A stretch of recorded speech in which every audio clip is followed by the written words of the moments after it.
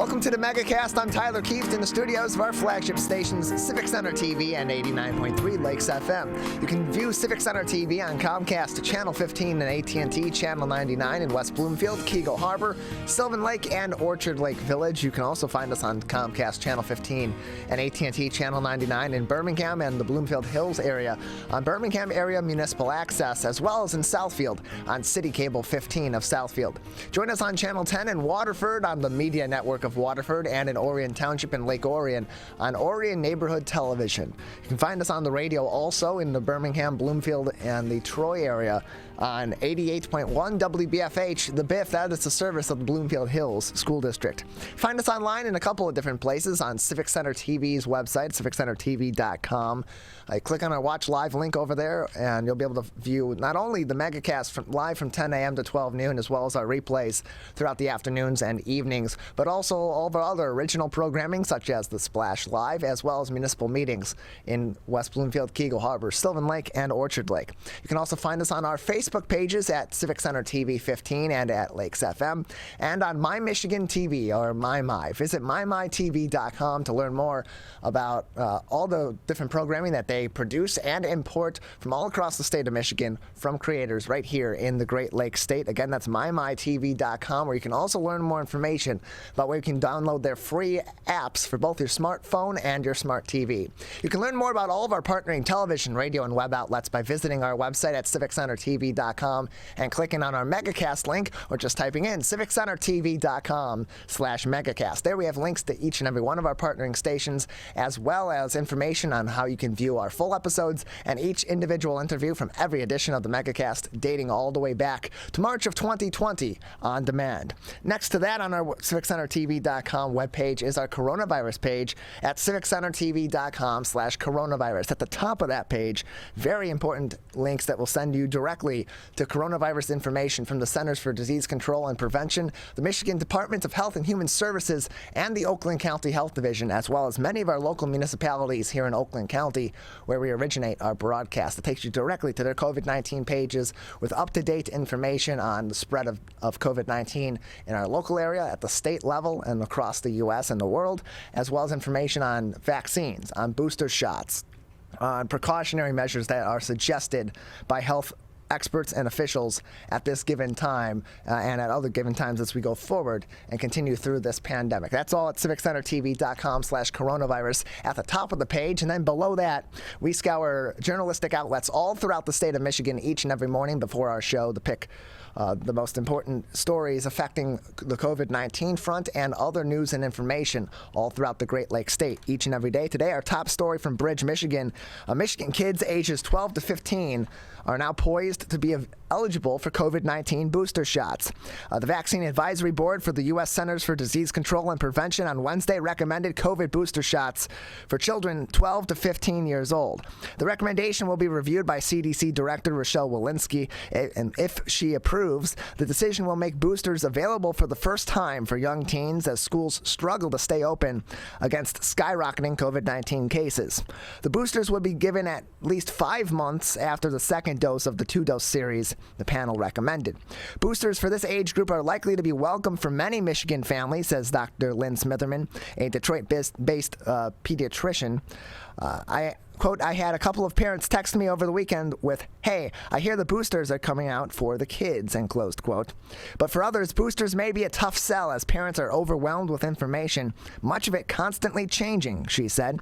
The Advisory Committee on Immunization Practices voted 13-1 on Wednesday in favor of extending boosters for children as young as 12 years old. Until now, only those 16 and older have been eligible for boosters, except for children considered immunocompromised. It was the third change in booster recommendations by the CDC in as many days, and one of several recommendations that changed in recent weeks. The CDC this week also shortened the recommended time between initial doses and boosters for anyone who received the Pfizer vaccine.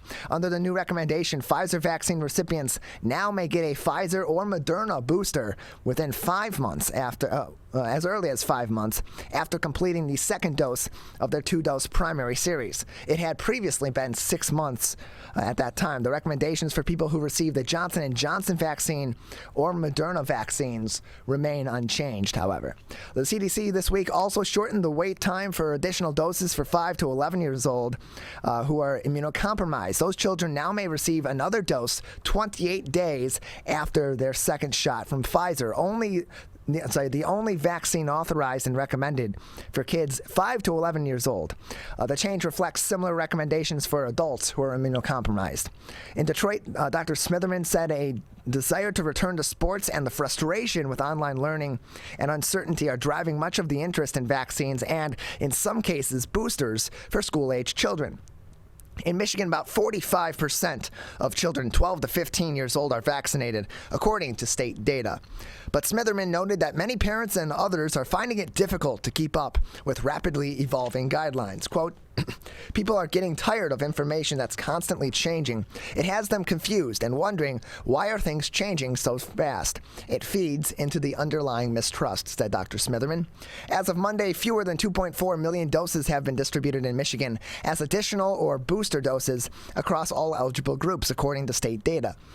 Additional doses, as they're called, are those given to immunocompromised people who may not be able to mount the same level of immunity from vaccines as healthier individuals, while quote-unquote boosters do what the name implies. They boost a typical immune response to most other people. Boosters have been an easier sell to older residents. Michigan residents 50 and older now make up 38.2% of the state's population, but 69.7% of the people who have received boosters. That full article from Bridge, Michigan, with links to other articles that are related on our website, civiccentertv.com/coronavirus. Also making headlines as we have an increase in cases due to the Omicron variant, and the daily case rate in Michigan continues to go up. Testing measures have also gone back into place in many municipalities, and county governments and other health entities have reinstituted previous testing protocols or previous testing locations, at least, in order to help people get tested and keep an eye out for increasing cases in our local area with the increased spread. That includes in the city of Detroit, in this article from the Detroit News, as Mayor Duggan has restarted the Huntington Place TCF Cobo drive-through to boost Detroit's COVID-19 testing. Mayor Duggan ramped up efforts Wednesday for residents to get tested for COVID-19 amid a surge of Omicron cases, including reactivating the city's largest drive-through center. In the first press conference of the new year, Duggan was joined by Chief Public Health Officer Denise Ferrarazzo and Dr. Robert Dunn, the city's acting medical director, at Detroit Public Safety Headquarters. The city officials expressed concern as southeastern Michigan's portion of the positive COVID-19 tests has soared to 33.3% over the last 3 weeks. Quote, across southeast Michigan, 1 out of 3 people who go in and get tested come back positive. After 6 months, you were seeing the effectiveness of the vaccine wearing out and began breakthrough cases from those who had not gotten a booster. But cases tended to be mild with a small chance of hospitalizations. My thought was that by January, we'd be talking about COVID-19 in the rearview mirror, end closed quote. While the earlier Delta variant remains prevalent in Michigan, it is now diminishing as the Omicron variant is believed to be more transmissible. In response, the city has opened 2 rapid testing centers for residents to get same-day results. The Joseph Walker Williams Center, located at 8431 Rosa Parks Boulevard, is open with PCR testing from 7 a.m. to 4:30 p.m. Monday through Friday. Tests are being administered indoors this week, but the center will be converted to a drive-through next week. Duggan said the Huntington Place Convention Center is also being reactivated as a drive-through testing center, providing antigen tests from 9 a.m. to 5 p.m. Monday through Friday. The city expects to operate with about 1,000 appointments daily between those 2 sites going forward. The soonest appointments available on Wednesday afternoon were Friday at both centers. That may have changed by this point. The Detroit Health Department has supplied 41 nursing homes and 10 homeless shelters with 8,000 rapid tests. The city is also operating 12 vaccine and booster centers, according to Mayor Duggan. Residents must show that they work or live in the city in order to schedule a test at these locations, to get a test at those locations, or to get a vaccine or a booster at those locations as well. They can make appointments by calling 313-230-0505. Again, Detroit residents or workers may get more information and schedule appointments for tests, vaccines, a booster through the city of Detroit at these two locations at 313-230-0505. The city has an ample supply of tests despite a national shortage, according to the mayor, saying, quote, "We have supply of 4,500 tests weekly. We're good, and if we need to get 1,000, 200, or 1,400 a day, our problem isn't the number of tests. Our problem is getting staff out to do them," end close quote. Over the last 7 days, 36% of tests are returning positive in the city of Detroit, compared to 30% of tests returning positive in the state. Since March of 2020, the city has tallied 96,201 confirmed cases, resulting in 2,747 deaths. About 81% of Detroit's hospital inpatient beds are occupied, and 17%, or 469 of those hospital beds, hold COVID-19 patients. There's a lot more in that article to get information on, and you can read that entire article by clicking on the link to the headline, "Duggan starts Huntington Place drive-through." Restarts Huntington Place drive-through to boost Detroit's COVID-19 testing on our website at civiccentertv.com/coronavirus. That will take you directly to that page on the Detroit News' website, so you can read that full article. And of course, while you're over there, you also will have the opportunity to subscribe to the Detroit News and support local journalism. Lastly, making headlines on civiccentertv.com/coronavirus, where just over a week ago, the Michigan Independent Citizens Redistricting Commission had passed through their new legislative maps for the state legislature, state senate, and for federal positions as well. Lawsuits were expected almost immediately due to continued concerns over potential violations of the Voting Rights Act, as well as a severe change in districts that would affect what were previously majority-minority held positions and districts. Lawsuits now being filed against the Commission allege maps are unfair to black voters. Almost 3 days after a press briefing announced a lawsuit against Michigan's Redistricting Commission, a complaint was filed on Wednesday night alleging that the new congressional and state legislative districts would diminish black Detroiters' political power in violation of federal voting rights requirements. This article from the Detroit Free Press. During the Monday morning press conference, Nabi Ayad, a attorney representing the plaintiffs, said that the lawsuit would be filed in the Michigan Supreme Court that same day. Ayad told the Free Press that additional plaintiffs signed on the complaint after the press briefing, delaying the initial timeline, while earlier draft complaints shared with the Free Press named more than 20 plaintiffs. The final complaint lists only 5. They include the Detroit caucus, made up of state lawmakers who represent the city in the legislature, as well as the Romulus City Council, Carol Weaver, who serves as a member of the 14th Congressional District's Executive Board, former State Representative Wendell Bird, a Democrat from Detroit, and Wayne County resident Darrell Woods. The complaint includes the signature of former State Representative Sherry Gay Dagnogo, a Detroit Democrat, quote, on the behalf of the Detroit caucus. She is the former chair of the group. Gay Dagnogo recently announced a congressional bid in one of the new Detroit-based districts. The lawsuit asks the state's high court to order the commission to redraw its maps. The legal challenge argues that the commission's decision to eliminate majority black districts in the U.S. House and state Senate maps and reduce the number of those districts in the new state House map violates the Voting Rights Act, the federal law that prohibits racially discriminatory voting districts that deny minority voters an opportunity to elect their preferred candidates. The commission's voting rights attorney, Bruce Adelson, told the commission that the law does not require drawing majority-minority districts where the share of non-white voters is above 50%. He told the commissioners by spreading out black voters across more districts, their maps could expand opportunities for black preferred candidates to win, especially in the state House. But the lawsuit counters that black preferred candidates would struggle to win in new districts. The new lines, quote, sets back the black population of Michigan generations and, quote, almost completely almost completely politically silence, in closed quote, black voters, as listed in the complaint. It alleges that in reducing the number of majority black districts, the commission diluted the voting strength of black voters and violated Section 2 of the Voting Rights Act, which is listed also. There's a link listed so you can get more information on specifically Section 2 of the Voting Rights Act, where this violation is believed to be listed under. A previous allegation in earlier draft complaints shared with the Free Press that the commission also violated Section 5 of the law was removed from the final filing. A 2013 U.S. Supreme Court decision essentially nullified that part of the law, and Michigan was not previously subject to its requirements. Earlier drafts also misstated the number of majority black districts in the commission's maps.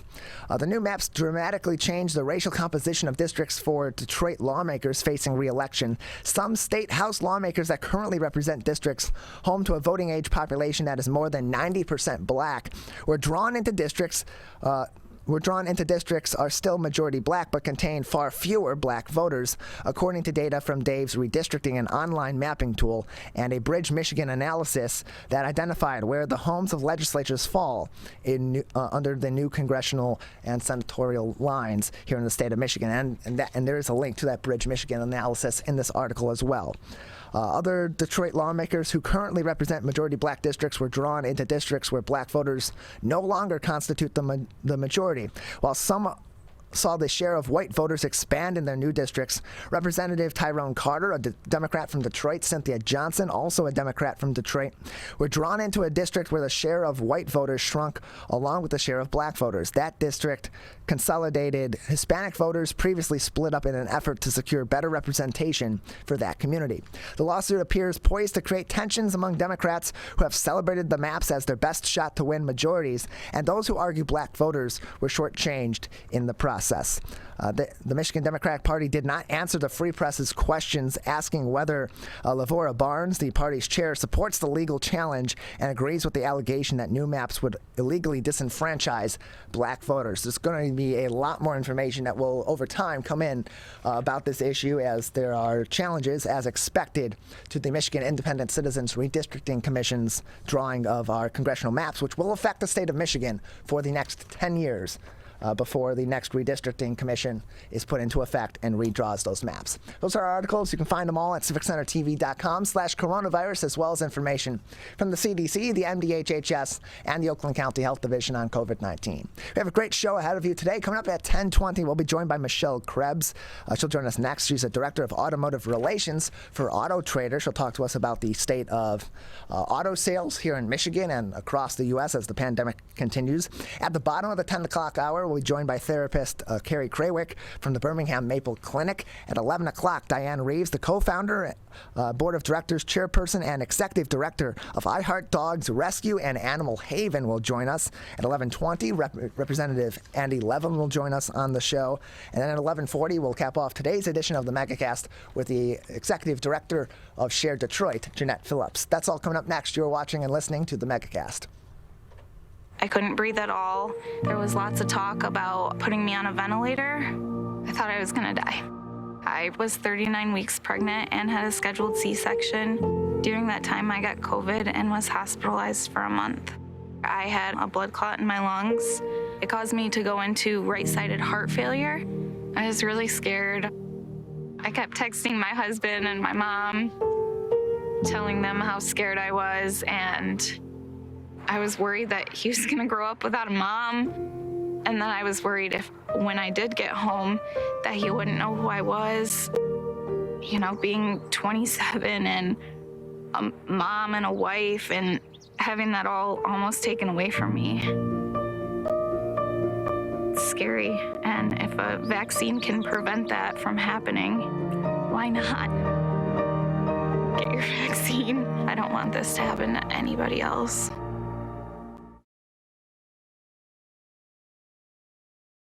A message from the staff of Michigan's Crime Victim Compensation Program. Anyone can be a victim of crime and suffer lasting trauma, physically, emotionally, and financially. But you are not alone. if you're struggling financially due to a crime. We're here For you. Find out if you qualify for crime victim compensation. Call 877-251-7373 or visit michigan.gov/crime victim. A message from the Michigan Department of Health and Human Services, Division of Victim Services. If you are struggling to afford your internet bills during the pandemic, there's a temporary government program that may be able to help. It's called the Emergency Broadband Benefit, and it provides up to a $50 monthly discount on your broadband bill to qualifying households. Find more information about the program, including if you qualify and how to enroll, at fcc.gov/broadbandbenefit or call toll-free at 833-511-0311. A public service announcement from 89.3 Lakes FM. Welcome back to the Megacast. I'm Tyler Keefe. You can learn more information about the show as well as all of our partnering television, radio, and web outlets by visiting our website at civiccentertv.com/megacast. There you'll also find all of our full episodes and each individual interview from all of our shows dating all the way back to our first programs in March of 2020 on that page as well. civiccentertv.com/megacast. Joining us now is Michelle Krebs. She is the Director of Automotive Relations for Auto Trainer, joining us on the Megacast. Michelle, thank you for being with us today. Happy to be here. Appreciate having you on. So, interesting news that in 2021, and this was just reported not too long ago, there's big news that in 2021, Toyota sold more vehicles in the U.S. Than any other manufacturer. It's the first time since 1931 that title hasn't gone to General Motors. What were some of the reasons why in 2021, from your perspective and from your expertise, that Toyota was able to overtake GM in that regard? Really one simple answer: the chip shortage. The chip shortage started last spring.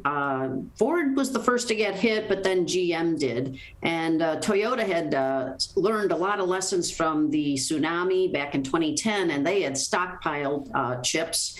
And so they were able to crank along until fall. And then, of course, their production got hit, too. They ran out of chips. So it's really, that was the main thing. It may not happen again.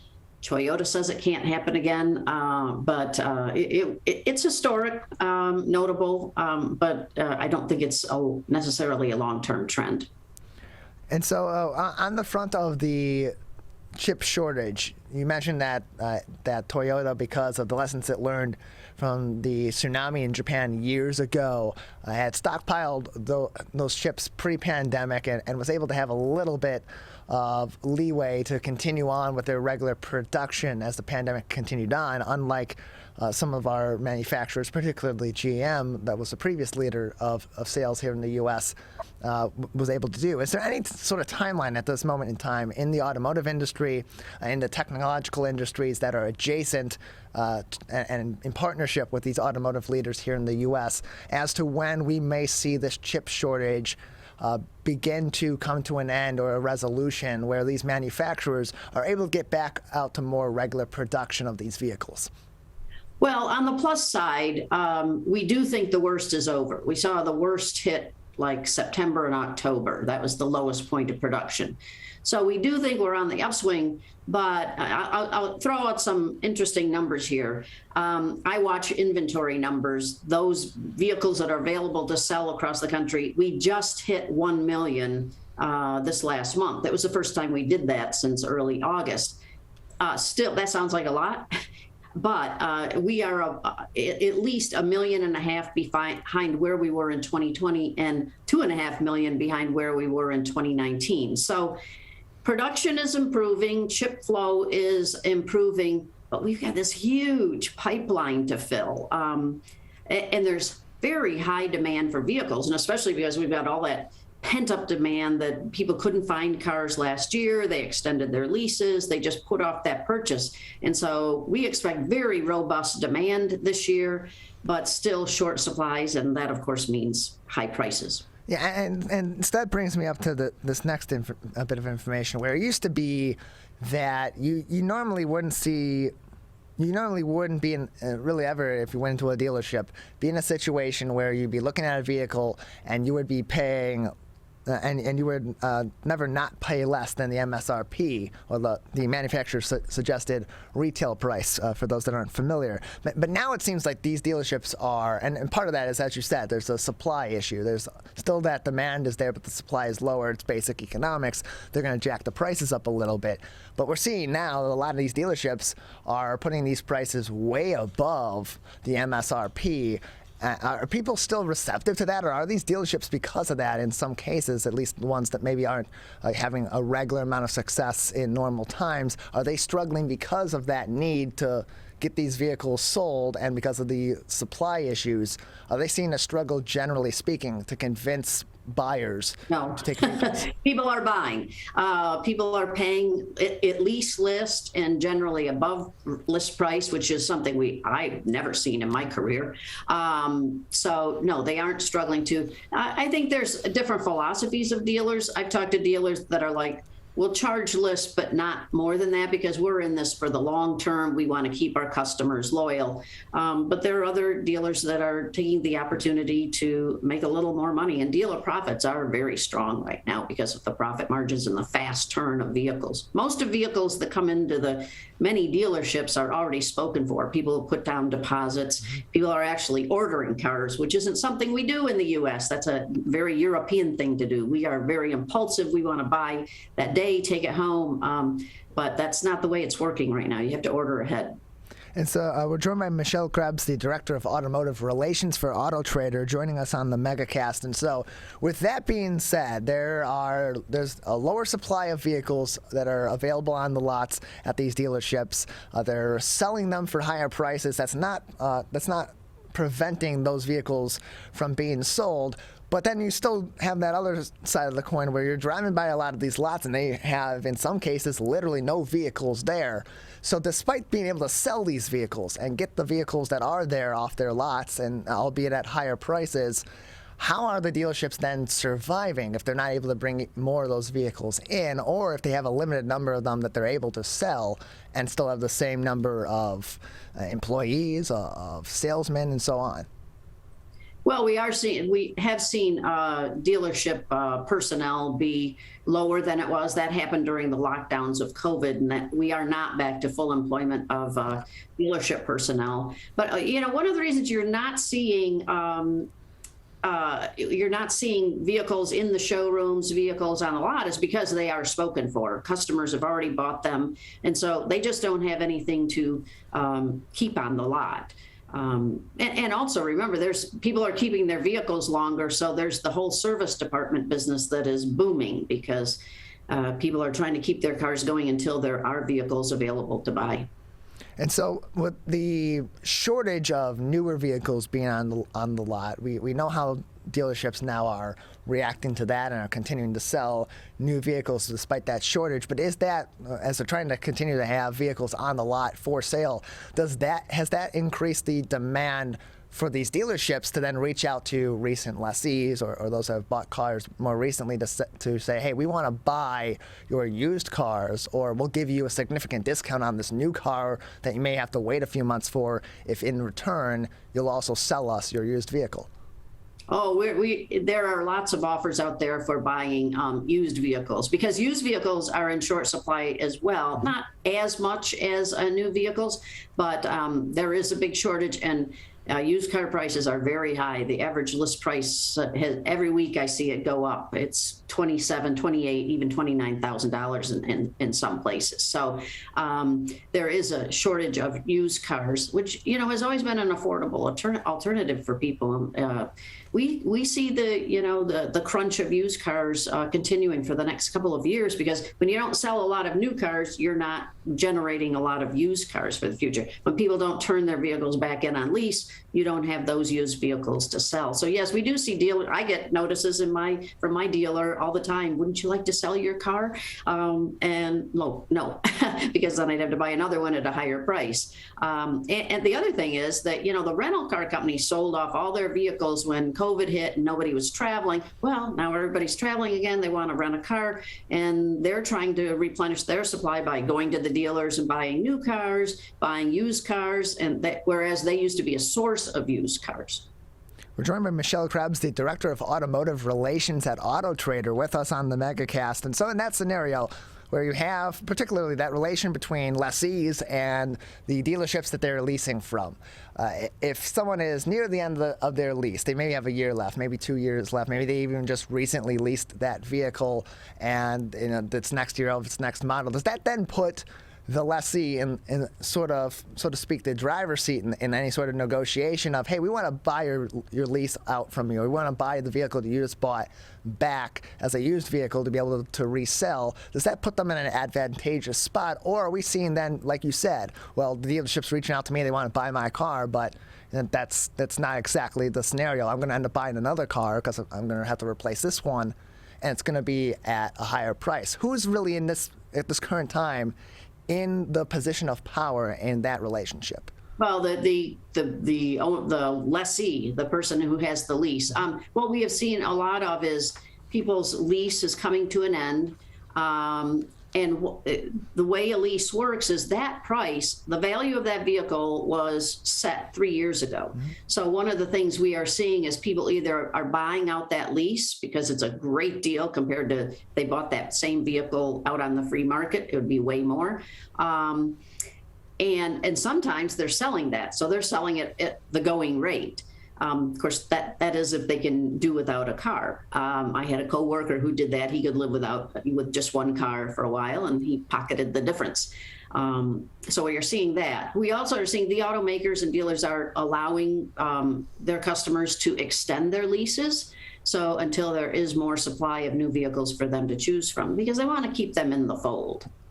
We're joined by Michelle Krebs. She is the Director of Automotive Relations with Auto Trader, joining us on the Megacast. And some of the most sought-after new vehicles these days, especially with the increase of fuel prices as the pandemic continues on, are electric vehicles. What are some of the big electric vehicles that are going to be debuting this year in the industry, or may take the industry by storm in 2022? Well, Tesla has owned the electric vehicle market. They still are the biggest seller. They had record global deliveries. They survived the chip shortage very well.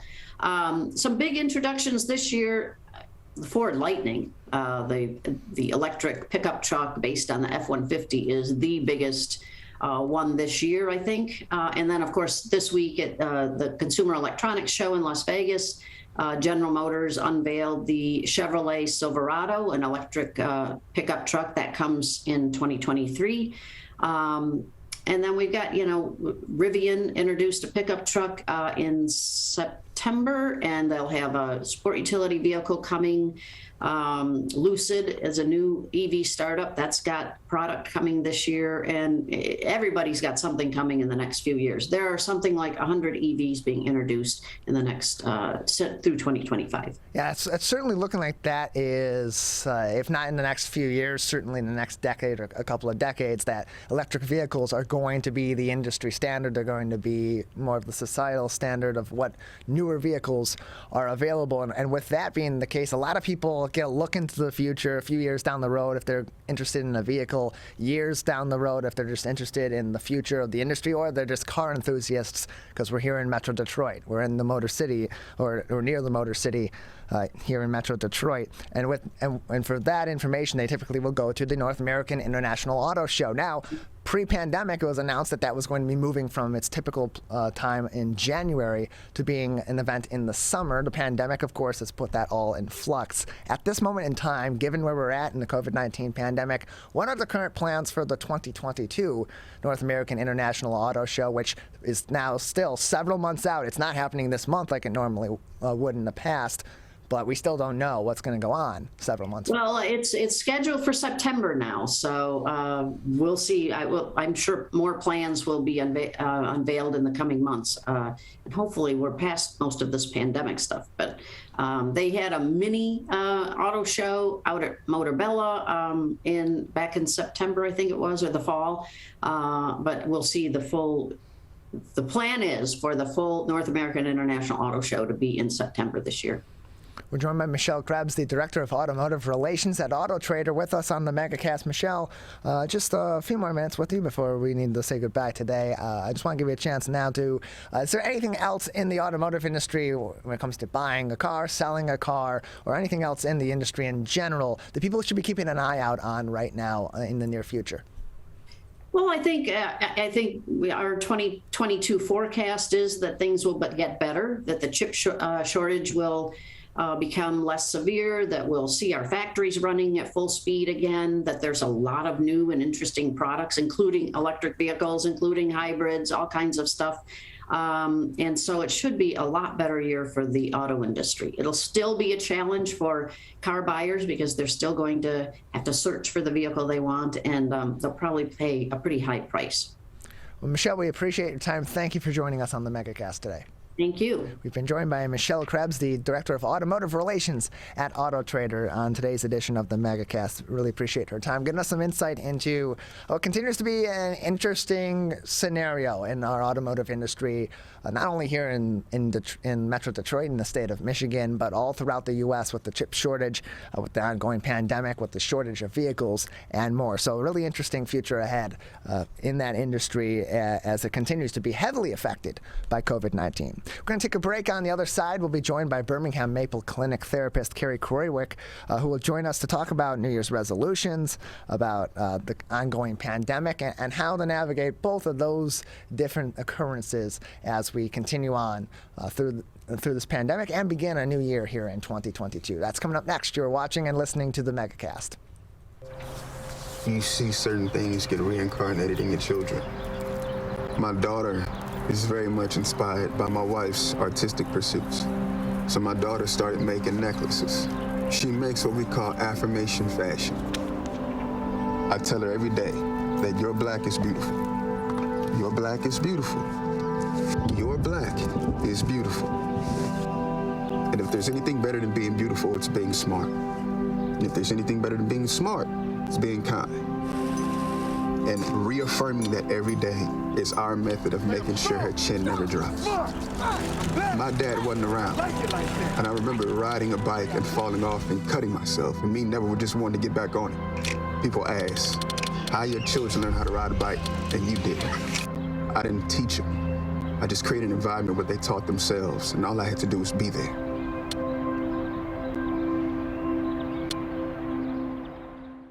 Whether you're the city, the county, or the Huron River Watershed Council. As partners working together to protect our water resources, we agree. Pet waste is the source of harmful bacteria in the Huron River. When it's left on the ground, it can wash into the storm drains. These lead directly to our streams. No filters, no treatment. Here's one thing we know that can help keep our water clean. Pick up pet waste and trash it. Pick up pet waste and trash it. So pick up pet waste and trash it. There's one water, and it's ours to protect. Who is struggling right now? I am. My son is. Many are struggling with anxiety, depression, and substance use. Before it becomes a crisis, reach out to MyCal, the Michigan Crisis and Access Line for free confidential support 24/7. Available in the Upper Peninsula and Oakland County. Just call or text 1-844-44-MyCal or chat online at michigan.gov/MyCal. A message from the Michigan Department of Health and Human Services. Motorcyclists are hard to see. To keep everyone safer, it's important to always look for them and know where most crashes occur. 84% of motorcycle and vehicle crashes happen on streets, not highways. And most crashes with motorcyclists occur when vehicle drivers are turning left. So before turning, especially to the left, make sure you look for motorcyclists. Then look again. It could save a life.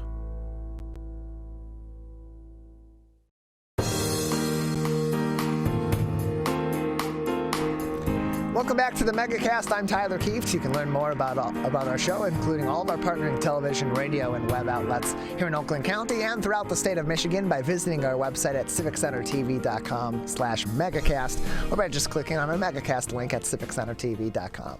Joining us now is Carrie Kroiwick. She is a therapist at the Birmingham Maple Clinic with us today on the Megacast. Carrie, thank you for being with us again. Thank you for having me. Appreciate having you on. So it's a new year. A lot of people have set their New Year's resolutions, maybe even began working on fulfilling those New Year's resolutions. But often we hear about those resolutions not lasting very long. And there's a certain day known as Quitter's Day that is quickly approaching.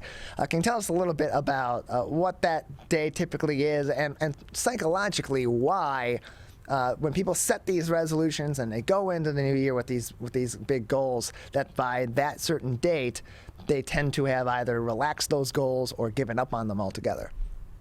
Sure. So Quitter's Day came out of research done by an exercise app that observed their users and said that by the second Friday of the month of January, most people had abandoned the routines that they had started with full gusto at the start of the year. And this year in particular, it'll be even shorter because most people don't start on a weekend. They start fresh on a Monday. So our New Year's resolutions probably started the 3rd and might only make it to the 14th.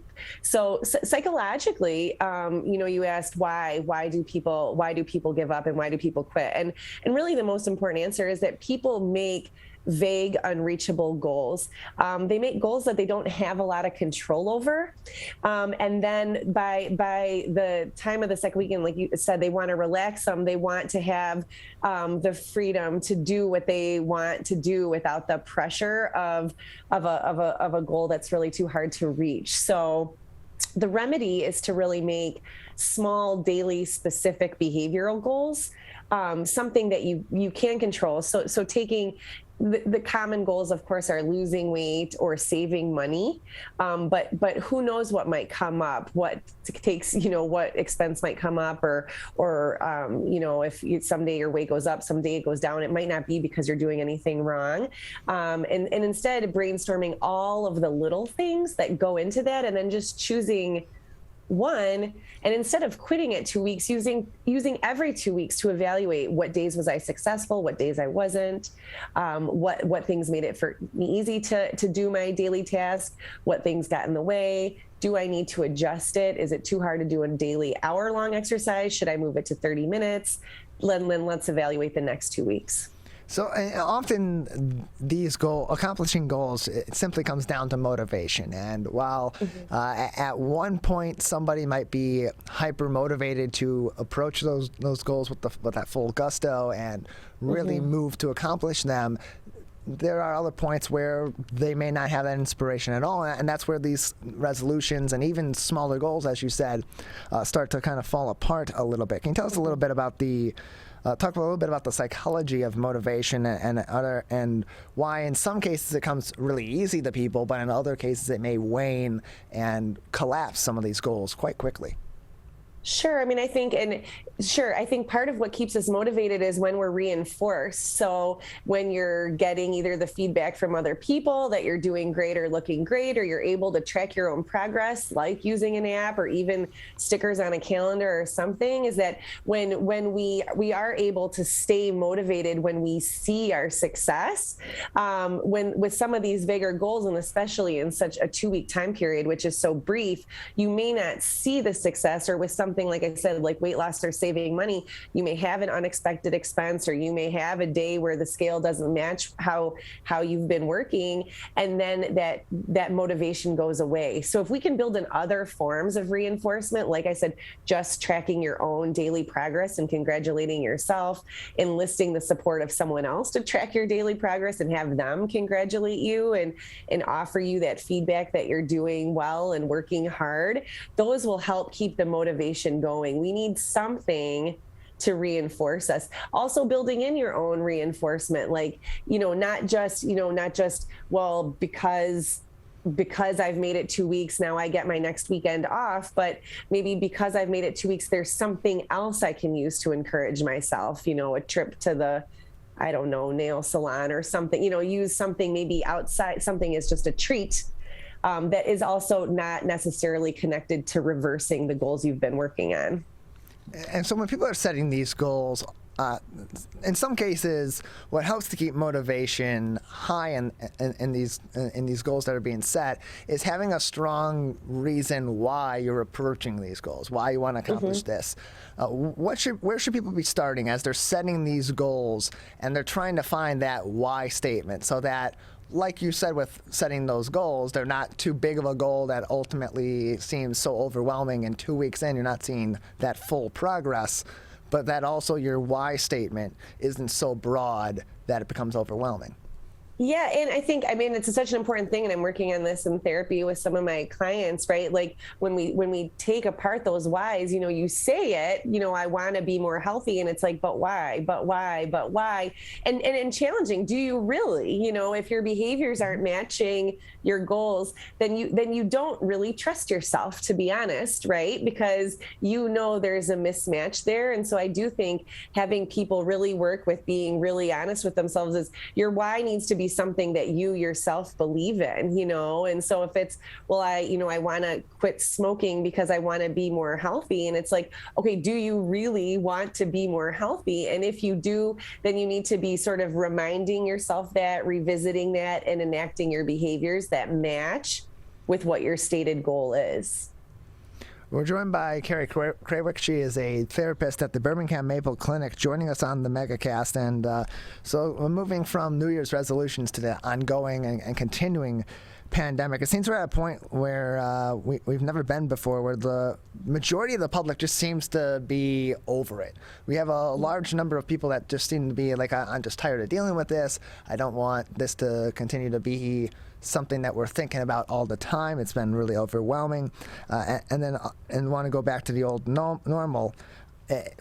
What should we be doing to, as a collective community, but also as individuals with individuals in our life, to not curb that mindset necessarily, but to refocus people's mindset to continue to take the crisis that we're dealing with seriously, but without undercutting their opinion and their feelings in the process? Sure. Yeah, absolutely. I think one thing that's so important, right, is that any fantasy, you know, setting our reasonable expectations, any fantasy that there's a return to an old normal is not at present, right? That any of our strategies right now really need to be about adapting and acceptance of what is currently like happening and what is likely to happen moving forward, which means, you know, tolerating a great more deal of ambiguity and uncertainty. You know, you may plan vacations, or you may plan multiple, but you may not get to go on every single one of them. And to set reasonable expectations, there are chances that you will have to adjust. That we just got the school email yesterday. There's a good chance that there might be changes to in-person learning or transportation, you know, that things that, you know, we had gotten back accustomed to may go away again. And so accepting that part of what our new normal is flexibility and adjustment. And we have done it, and we have been disappointed, but we have also gotten through it. So offering, you know, sort of encouragement to yourself that, yes, you may have to change plans or change, you know, you might not be able to go to this wedding or that event. You may have to make adjustments, but you will get to go to something sometime. It just won't be all of the things. I'm joined by Carrie Krawick. She is a therapist at the Birmingham Maple Clinic, joining us today on the Megacast. And so just a couple months ago, on November 30th, of course, we had the tragic shooting at Oxford High School. And in the wake of that shooting, we had a mass of threats that were being made against other schools in our local area, all throughout the state of Michigan, and in fact, all throughout the country. These were becoming, unfortunately, pretty commonplace. That on top of the continued situation with COVID-19 and all that uncertainty, and certainly the concerns for safety. How should parents be approaching discussions of returning to the classroom with their kids? Because while many schools have begun 2022 virtually due to a recent spike in cases from the Omicron variant here in Michigan, many are also putting in place plans to return to school or to go back to some sort of a hybrid method. Sure. So hopefully that, we did just come off of the winter holiday break, and that perhaps parents were able to use this time to assess their kids. But I think first is to expect, of course, for some kids and for some parents, there may be heightened anxiety. There may be more separation anxiety, maybe more tearfulness or resistance to going back, that parents should be watching that to expect some of it. But if it persists in intensity, frequency, and duration as we start moving, trying to get through the routine, that would be call for concern and to perhaps address an evaluation by a psychologist or physician to see if it exceeds what we would expect to see.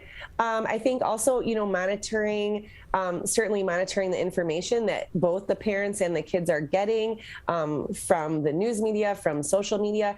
Is it too much exposure? Like we are hearing that cases are going up. It is something that kids are talking about, deciding as a family how much of that information is important for your kids to know based on their ages, stages, and what they can handle, and perhaps cutting back. If we're getting too much news scroll running, about death numbers or something, perhaps that's a sign it's time to turn off the TV and do something else, because that's all exposure too. We talk about with the infection, we talk about viral load, and how much viral load you get it impacts how much infection and symptoms you get. The same is emotionally for all this information, whether it's about school violence, whether it's about death and disease. The more information we get, the more our symptoms explode. So to offer some tools to scale, do we need to scale back the devices? Do we need to look, evaluate what we're looking at and maybe make some choices that are a little lighter and brighter? Carrie, we appreciate your time and your insight as people are approaching their 2022 goals, their New Year's resolutions, as well as continuing to navigate a complicated and a really tough situation with COVID-19 and other issues all throughout the state of Michigan. So we appreciate it. Thank you. We've been joined by Carrie Krawick, a therapist at the Birmingham Maple Clinic, on the Megacast here on your radio homes for the show, 89.3 WBLD Orchard Lake and 88.1 WPFH Bloomfield Hills. On the other side of the break, we'll start off the second hour of the Megacast, joined by Diane Reeves, the co-founder, a board of directors chairperson, and the executive director of I Heart Dogs Rescue and Animal Haven. That's coming up next. You're watching and listening to the Megacast. To Sofia and Gabriel. Even though these old knees can't follow on your adventure to the forest today, these flowers represent my love. These stitches and threads join us together. And wherever you see a flower, a bird, a beautiful tree, know that my love is with you. Make the forest part of your story at a park near you. Find one at discovertheforest.org. 72.7% of high school students get less than the recommended 7 to 9 hours of sleep a night. This can cause pain, obesity, and can very negatively affect your mental health. When you have a consistent 7 to 9 hours of sleep every day, you get sick less often, lose more weight, and have better relationships with those around you. For more information about the dangers of sleep deprivation, go to sleepfoundation.org. This message is brought to you by the WBHS Digital Media Arts Program and 89.3 Lakes FM. Can I ask you a question? Why did you get your kids vaccinated? It was hard for them to social distance, to be isolated from their friends. I want them to get back to school and sports games. So as a pediatrician, I recommend the vaccine to everyone I know. The boys lost a former teammate and classmate who was only 20 years old. It's been a devastating year. We want to get back to normalcy. Our daughter is really looking forward to being with her friends, being a kid. It's the Great Lakes water. And so what people do ends up in our waterways. Flushable wipes are just evil. They should be thrown away. They're impossible to destroy, and they can cause significant problems. One of the main things when you're cooking is to not dump fats, oils, and greases down your drains. They stick to the sides of pipes. They stick to everything they come in contact with. Don't put it down the sink. There's one water, and it's ours to protect.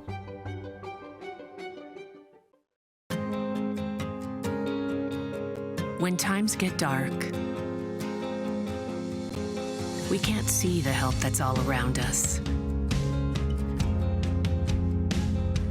When you don't know where to turn, Let 211 be your guiding light.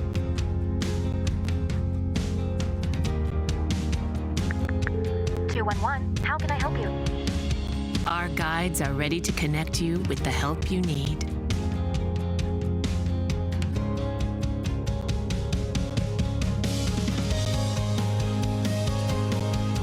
For help with food, healthcare, mental health, and other resources.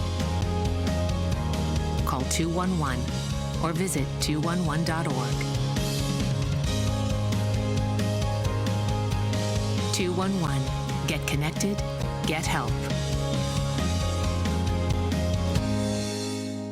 We may come from different organizations, but we work together to protect the Huron River for everyone. Neighborhood storm drains carry water directly to local creeks and streams. No filters, no treatment. Storm drains also help reduce street flooding when it rains. So clearing storm drains and the areas nearby of trash and leaves helps keep them for rain only. It is easy to do your part by adopting a storm drain. Find a storm drain, check it, and clear it every month. So keep storm drains for rain only. There's one water, and it's ours to protect.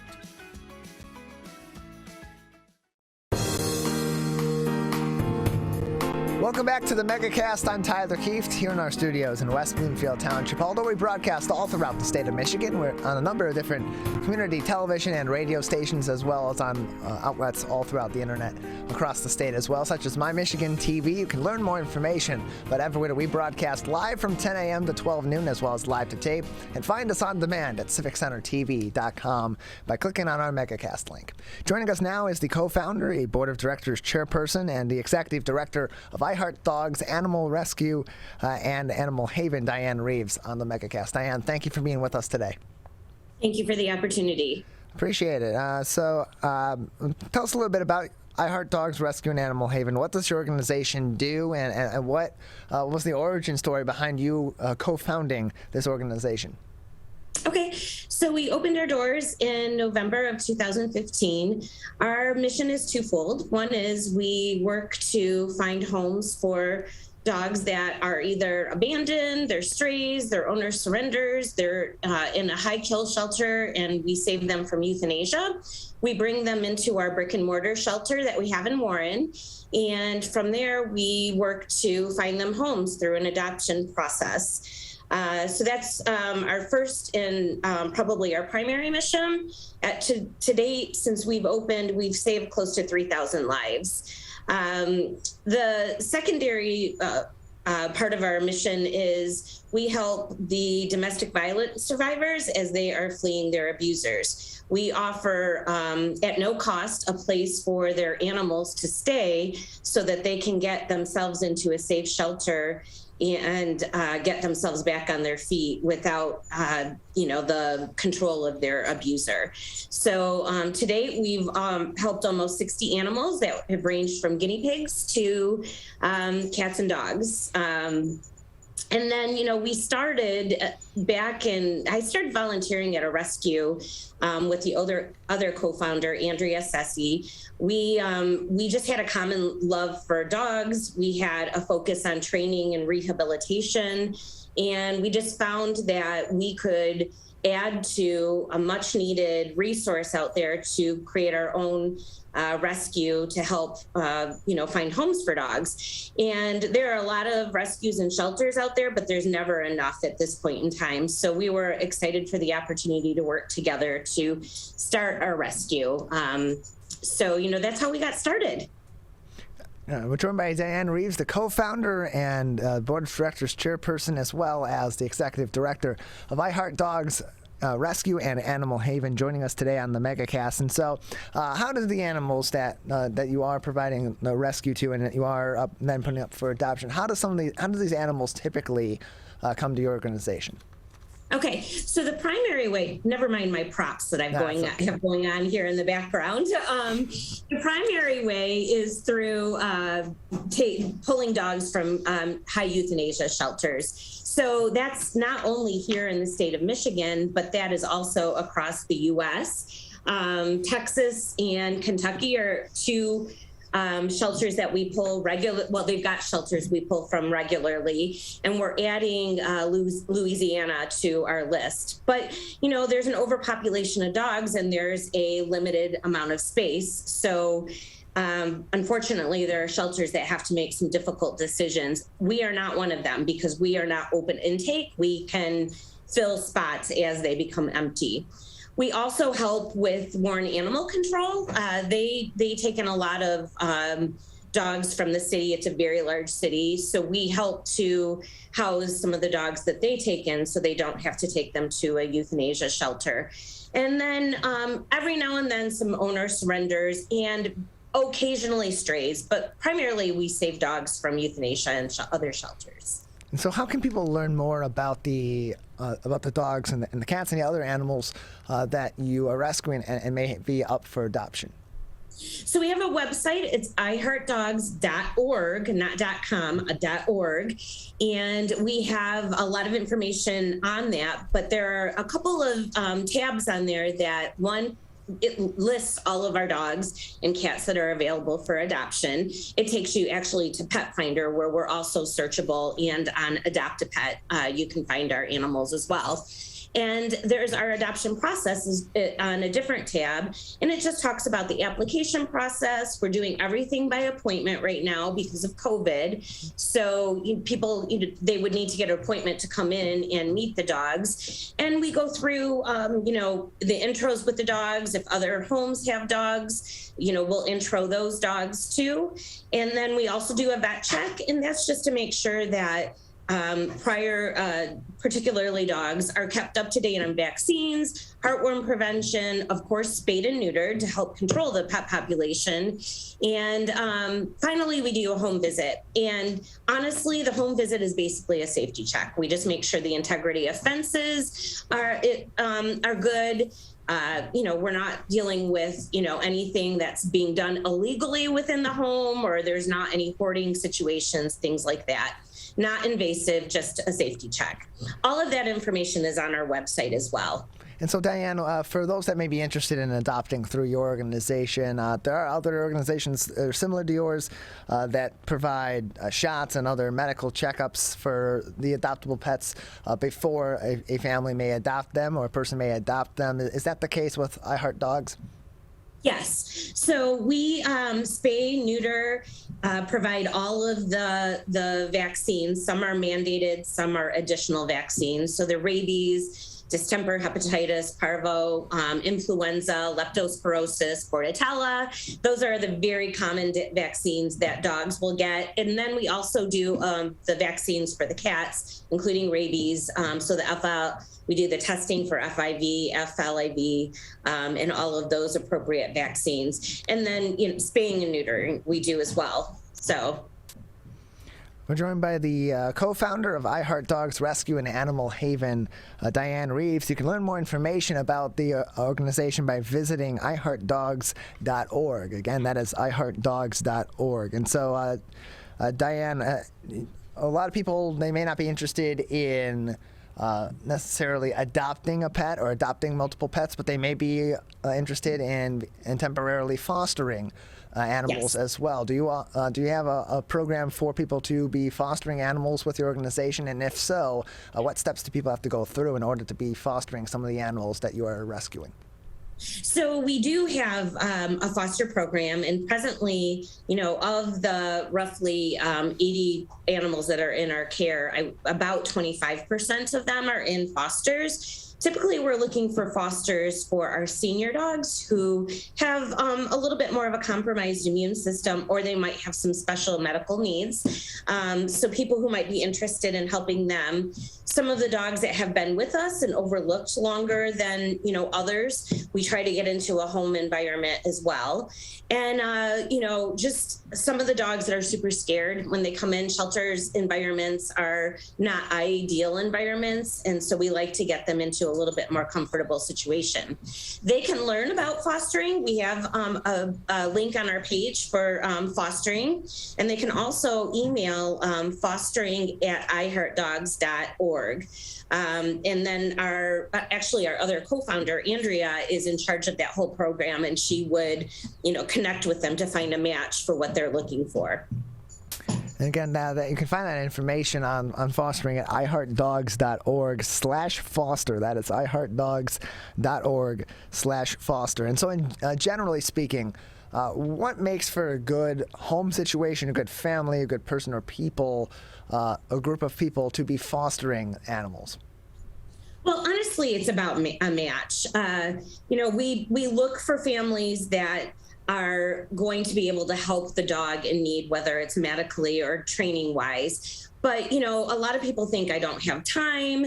I've got kids that I'm managing. There's a lot of things. Really, any home that is better than the shelter is a good home for us.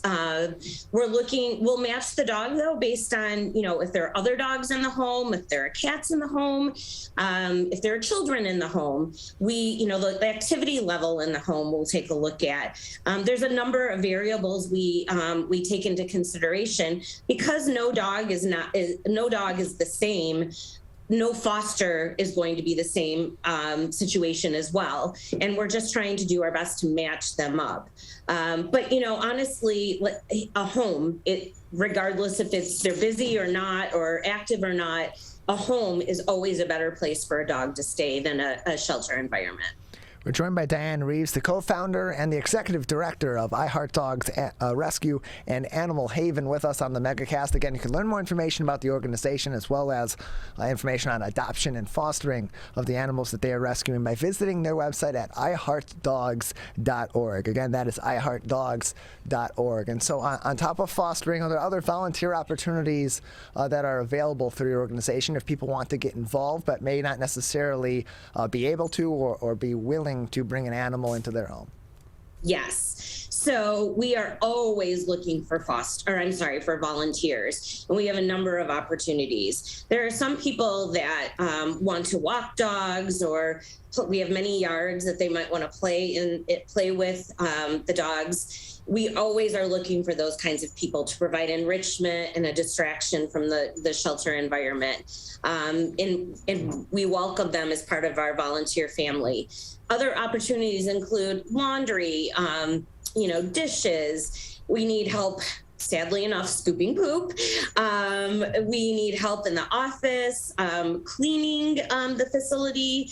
A lot of different things. We also have a puppy pavilion, and that is an opportunity for some of the folks that are under 18 years, as long as they come with a parent. We have seen 9 years and up where kids are able to volunteer and spend time with the puppies, playing with them, and also learning how to take care of a puppy. So that's a great opportunity. Some of the other opportunities may not be in the shelter. So we have lots of fundraising events that, we need help for. We have a gala coming up in April.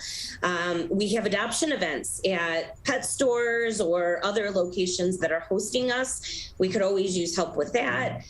We go to various different types of shows to highlight some of our merchandise that we're able to sell and raise money from. So we have a lot of different opportunities for people to become involved, and we desperately are in need of volunteers, especially since we lost a good base of our volunteers as a result of this, pandemic. So you can learn more information about volunteer opportunities with iHeartDogs by visiting their website at iHeartDogs.org/volunteer. That is iHeartDogs.org/volunteer. And so many different charities and nonprofit organizations, certainly animal rescues, at this moment in time, they have different needs because of the pandemic, because of the state that they're in, even with things opening back up and there being some greater sense of normalcy than there maybe was back in March of 2020 or shortly after. For your organization right now at this present time, what are the most important needs that the community can provide you with that they're willing to give, both their time or other resources? Okay, so, in addition to the time that we just spoke with, we do have some things that we often run out of that we need. There are things like bleach and laundry detergent and, just a lot of cleaning solutions. Dog food. We have our dog food that we prefer to use listed on Amazon and Chewy if people want to go there. And it's not just adult dog food, it's small bites for the littles, puppy food, canned dog food. We always need that. Stuffed animals, believe it or not, stuffed animals with squeakies in them are very popular. So we can't get enough of those. And it just the soft, smelly, yummy treats we use for training. So we try to get those. The high value treats is what we call them. So, a lot of those commonly used things we are always running out of and welcome the donations for. We're joined by Diane Reeves, the co-founder and the executive director of I Heart Dogs Rescue and Animal Haven. You can learn more information on their website at iheartdogs.org. Again, that is iheartdogs.org. Diane, just another few minutes with you before we'll need to say goodbye. Is there anything else at this time would be important for our audience to know about your organization or to consider if they're thinking about adopting or fostering animals? So, a few things I would share. One thing about our organization is we try to really follow up with as much as possible with the dogs and cats after they've been adopted. We have a really good connection with a bunch of training resources, so we can provide that information. We also have a few very dedicated volunteers and staff that know a lot about behavioral type things that can help consult, once a dog is in a home. I think that makes us, one of the things we stand apart from some of the other rescues is that after care that we try to help with. I think, another thing that makes us unique is a lot of the rescues are foster-based. We're shelter-based, so we're able to house a lot more and therefore adopt out a lot more than maybe some of the other rescues. That's not to say they're bad. I'm not trying to say that at all, but we do have a lot of dogs that need homes within our facility. Those are some of the highlights I think that we try to offer after adoption. Some of the other things that make us stand out is we're just focused on being no-kill. And a lot of people misunderstand no-kill in that we're a no-kill state. But for us, the goal is to try to do our best to evaluate, assess dogs. And before making a decision, to have to go to some extreme things, we try really hard to, place the dogs. We've only let about 0.5% we've had to let dogs go for behavioral reasons. Otherwise, we have safely placed everybody else into the homes. So, we are part of that mission to be no-kill in the state. So. Again, you can learn more information about I Heart Dogs by visiting their website at iheartdogs.org. Diane, thank you very much for joining us today. Thank you for the opportunity. And may I say, I want to do a shout out to Share Detroit. Yes. They were able to connect us with you. They're a nonprofit that helps nonprofits specifically. And they've been tremendous help in finding volunteers, donations, and providing exposure like this opportunity. So thank them too. Yeah, absolutely. Yeah, we're going to be having Jeanette Phillips will be our next interview here on the show. And you can find more information also about I Heart Dogs on Share Detroit's website, including, as Diane had said, some of those things of need include many items that they're using on a regular basis over at I Heart Dogs, and you can find their gift shop wish list listed on their page over at sharedetroit.org as well. So again, if you want to learn more information about I Heart Dogs, got a couple of different places you can go. Yeah. You can go to their website at iheartdogs.org or visit sharedetroit.org and look them up under their nonprofits where they have over 200, almost 300 now, with 260 nonprofits listed on their website. Thank you very much, Diane. Thank you very much. Appreciate it. We're going to take a quick break. On the other side, just a programming note, as I said, we'll be joined by Jeanette Phillips. We were going to have Representative Andy Levin, but we've had a little bit of a shake-up, so we're going to have Jeanette Phillips coming up next, from the Executive Director of Share Detroit. And then at the bottom of the hour at 11:40 to cap off the show, we will instead be joined by a couple of principals from the Walled Lake Consolidated School District who will be talking about their upcoming virtual celebration of Dr. Martin Luther King Jr. Day over in the Walled Lake School District. That's all coming up next. You're watching and listening to the Megacast. If you are struggling to afford your internet bills during the pandemic, there's a temporary government program that may be able to help. It's called the Emergency Broadband Benefit, and it provides up to a $50 monthly discount on your broadband bill to qualifying households. Find more information about the program, including if you qualify and how to enroll, at fcc.gov/broadbandbenefit or call toll-free at 833-511-0311. A public service announcement from 89.3 Lakes FM. We as Michiganders feel connected to this resource in a way that I think is really powerful. Conservation starts with a caring, committed community. For me, it's peaceful to have a relationship with the river. Every single one of us has a role to make sure that those waterways stay safe and healthy, being careful about what goes down the storm drain. Just even eliminating some of your single-use plastic makes a difference. There's one water, and it's ours to protect.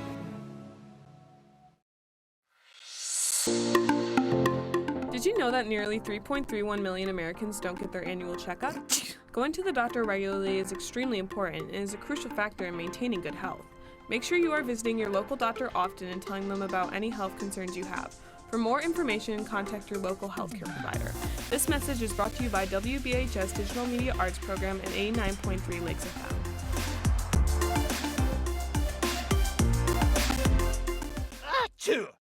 People are getting out to walk and bike in higher numbers. More vulnerable road users and higher speed traffic can be a dangerous combination. Crash severity has increased, so if you're driving, be sure to slow down and look for people. There's no need to speed. If you're biking, ride with traffic. If you're walking, avoid stepping into the road if possible. If you have to walk in the street, walk facing traffic. Learn more at walkbikedrivesafe.org. When times get dark, we can't see the help that's all around us. When you don't know where to turn, let 211 be your guiding light.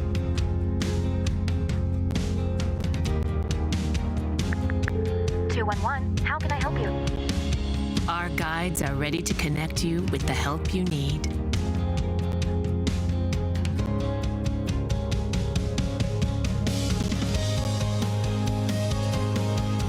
For help with food, healthcare, mental health, and other resources,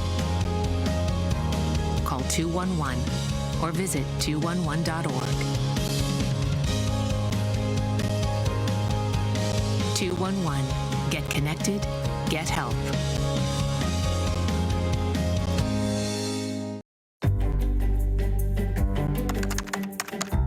Parents do a lot of worrying. Get your kids caught up on childhood vaccines to protect them from these 14 preventable diseases, and you'll have 14 fewer things to worry about. Vaccines are safe and effective and save lives. So let's get caught up on vaccines and worry about something else. Get the facts at ivaccinate.org.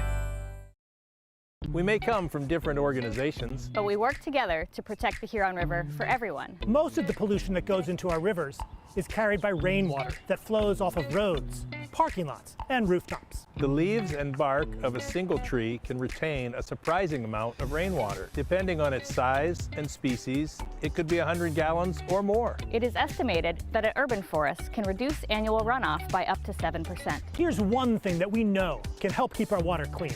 Plant a tree. Plant a tree. Plant a tree. There's one water, and it's ours to protect.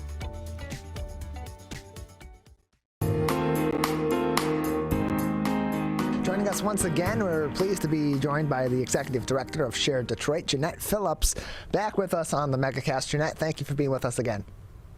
Hi, Tyler. Thank you so much for inviting me back. Appreciate having you on. So we had you on. We have many different charities that are supported by Share of Detroit on our show as we led up to Giving Tuesday and throughout the holiday season.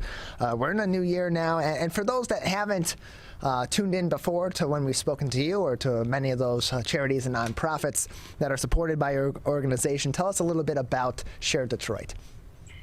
Okay, thanks. Share Detroit is a website.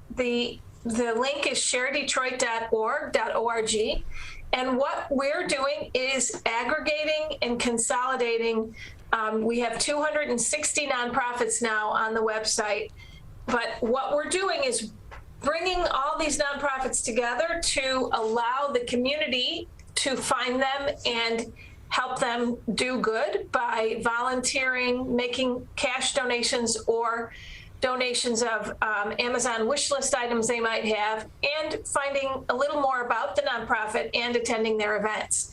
So it's really an important way for the community to find nonprofits that might speak to their values and their goals, personal goals. So in terms of the ways that Share Detroit helps these charities and nonprofits, certainly recognition, certainly information and word of mouth, in this case on the web, is helping to drive traffic toward these organizations and giving people another outlet to find them. But why is something like Share Detroit so important to these kinds of organizations that we have here in Metro Detroit? So yeah, it's really important to the nonprofits because they become a part of a larger cause, if you will. You know, they're doing their work. Often, a lot of our nonprofits are very small, and you know, you just don't find them on TV commercials, or they don't pay for ads that pop up in your Facebook feed or whatever. They're small. They have their own loyal followers, but no one else can find them. So by being on sharedetroit.org, a community member can search by a cause. So if it's food insecurity or people with disabilities or veterans, they can click on the cause and find nonprofits that they never knew existed, oftentimes right in their own backyard or, you know, not too far away. So the value to the nonprofit is being seen more easily by more people. And obviously being on your Megacast here helps us get the word out to viewers and listeners to visit and find some of these nonprofits and learn more about them. And of course, you can do that at sharedetroit.org, which is the website for Share of Detroit, which is helping to provide a conduit to many different charities and nonprofits that launched, and it itself launched in the spring of last year in order to help them drive traffic and raise awareness for these organizations that are doing great work in our community and for people that want to get involved in that great work as well. And so we're joined by their executive director at Share Detroit, Jeanette Phillips, on the program today. And so, as we mentioned, it's local charities and nonprofits here in the Metro Detroit area. There's so many great different charities and nonprofits that are both localized and nationally with chapters all throughout the state of Michigan. Why the focus from Share Detroit specifically on those in a localized area? Well, because the founders of Share Detroit are local, grew up here. We're all Detroit based, Southeast Michigan based. And it's important for us to make sure that our community is giving back to our community. I mean, it's also, great to donate to national organizations that, do good in the world, do so much good. But again, we need to support ourselves, right? We need to help our local community, and that's our passion, is to elevate 260 nonprofits. Hopefully the next time I talk to you, we'll have maybe over 300. We're inching there. But elevate them to be seen and supported so they can continue to do their important good work in our community. The work they do stays right here, which we think is critical. We're joined by Jeanette Phillips. She is the Executive Director of Share Detroit. Joining us on the Megacast, you can learn more information about Share Detroit and find their 260 charities and nonprofits that are listed on their website by visiting their website at sharedetroit.org. And so, Jeanette, as you mentioned, there are now 260 charities and nonprofits that are listed through Share Detroit's website at sharedetroit.com. The last time sharedetroit.org, my apologize. At sharedetroit.org. The last time we had you on, there were about 240. Earlier on, before we started our weekly Share Detroit interviews leading up to Giving Tuesday, there was just a little bit over 200. So as you said, it's growing. It's growing very quickly over time. The number of different charities and nonprofits you have listed on your website. Can you tell us a little bit, since we've last spoken to you around the time there were about 240, what are some of the new charities and nonprofits that are now listed on the website, for example, that weren't there just a few months ago? So we have the ARC. The ARC of Michigan is the ARC of Michigan and the ARC of Detroit. Both are listed, and you caught me off guard. I should have been more prepared. But we have the Detroit Creativity Project, which is helping young people in Detroit find their creativity in improv and some acting work. Children's Hope, which is the Child Abuse Prevention Council for Wayne County, outside, not Detroit, but the other parts of Wayne County, just to name a few. And we have, if it's okay, I'd like to say that we always have another 40 or 50 in the bubble. We call it the bubble, trying to get their pages ready to be published. So, we're busy getting it all worked out.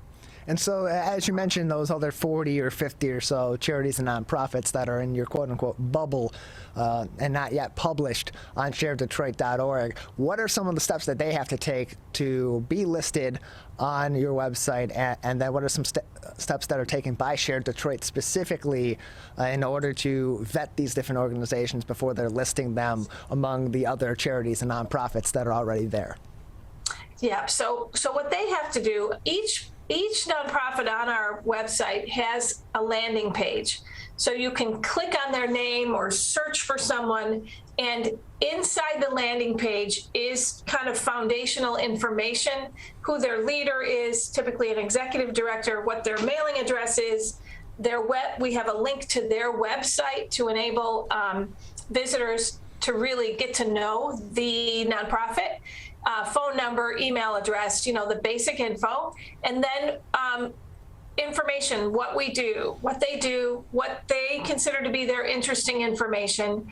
And then we have 4 pillars. So they have to have at least 2 of the 4 pillars, which are the donation button, an Amazon wish list, volunteering, and then events. So they have to, take a little bit of time and think about how they want to portray themselves on our page. Think about their volunteer opportunities and make sure that they're listed in a way that's compelling to visitors to say, oh, wow, I want to help them. And then any events that are coming up, obviously, they need to just put that information up. What we do on our side is vet them to make sure they are truly a 501c3 nonprofit. They've been around for at least 1 year, been official for at least a year, have a website, because it's really important. They have to have more than just a Facebook website. They have to have a website because it's important for the community to be able to go in and kind of see their work on their own website. And, a few other little rules of engagement that, are kind of technical, but that's pretty much it. We try not to, what's the word I want? We try not to discriminate on anything. So you can find causes on both ends of the spectrum, depending. We just want everyone to have that visibility. So that's what we do. We're joined by Jeanette Phillips. She is the Executive Director of Share Detroit. You can learn more information about all 260 and counting of their charities and nonprofits listed on their website at sharedetroit.org. And so there's been a number of different struggles for charities and for nonprofits, similar to businesses and different from businesses over the course of the pandemic. But one thing that's really interesting about your website at sharedetroit.org is not only does it list these different charities and nonprofits so people can learn more information and can donate and can provide items to them, it also provides volunteer opportunities listed on your website as well. And as we've gone through the pandemic and we've continued through it, and we're going through another surge right now with both Delta and Omicron variants here in the state of Michigan, on top of the staffing issues that businesses are having and some of these nonprofits that do have employees are having, how much more important of recent times has volunteering for these organizations been to these organizations? Yeah, it's been really important because, again, it's just so important to keep getting their work done, and so many are stepping into the breach of the needs of the community because of COVID. So, you can imagine people have so many needs. People lose their jobs. They can't pay their rent. Just getting food at anywhere is difficult. So finding volunteers to help these nonprofits is critical. A lot of the volunteer opportunities are remote, so people can help in the background, helping them plan a future event in the spring or summer that will be a big fundraising event. There's a ton of planning that goes into fundraising events, writing grants, applying to foundations to receive money to support their cause. You don't have to be there to do that. You have to be a good writer and understand kind of what the mission is so you can tell that story in a grant. I'm looking at one right now on our website. Mittens for children. They want people who like to knit to make mittens. I mean, it's freezing outside this week. And so that organization is all about finding, mittens, hat, blankets, coats, warm things for people in the city who don't have it. Sometimes the homeless people, and others just, children who don't have adequate warm clothing or bedding. That's what they do. So there's tons of ways to volunteer right now from the comfort of your own home. And someday we'll be able to get back out there, right? And do good closer to the action. But we have about 190 volunteer opportunities right now on the website that people can scroll through. And so, Jeanette, on the front of other struggles that these organizations have had over the course of the pandemic, they've changed, they've varied over the course of the last almost 2 years. Not at this point that we have been dealing with COVID-19, but as of recent times, as we have opened things back up and then now have more concerns growing as the Delta variant and certainly the Omicron variant continue to spread very rapidly throughout Michigan and around the U.S. and the world. What are some current concerns or issues that our charities and nonprofits are facing that donations, volunteer time, items from Amazon wish lists and others of the such that can be provided through your website at sharedetroit.org? How important does that become now because of those struggles as well? Yeah, thanks. I think, again, it's critically important for people to give if they can give. We just went through a really, starting at Giving Tuesday, which is always the Tuesday after Thanksgiving, through the holiday season and tax season. There's a big drive for nonprofits to receive cash donations. And I would encourage anyone listening to make a cash donation. People, they need, funding is a number one priority for virtually every nonprofit. But beyond that, through the holiday season, people are, we're more focused on our families, on our friends, more close to the action, shopping, cooking, those sorts of things. So it's January now, maybe another week of decompression and trying to figure out what's happening with COVID. And a lot of people have been sick. I mean, I can tell you in my family and my friends, wow, I'm just happy it hasn't hit me yet. But soon, I hope, maybe a week or so, sometime in January, people will say, okay, I need to do something. I can't just sit in my house all day. What can I do? You know, and again, they can do things from their home, but for a greater cause, for a more important mission than just, you know, cleaning their house or shoveling the snow.